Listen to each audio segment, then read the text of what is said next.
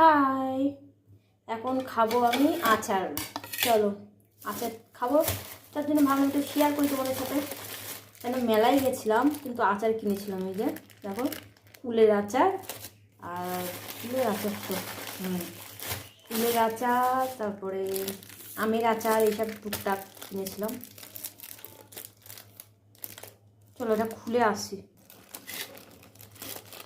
কেমন লাগবে জানি না, যেহেতু মেলার আচার তো একটু করে নিয়ে টেস্ট করে দেখি কেমন খেতে।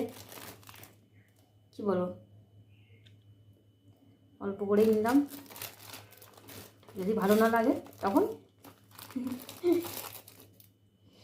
চলো একটা খেয়ে দেখি কেমন লাগছে।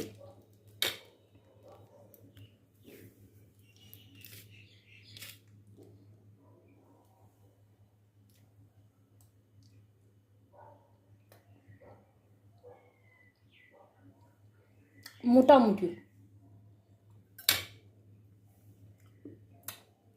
কুলটা শক্ত হয়ে গেছে, মানে ঝাল না,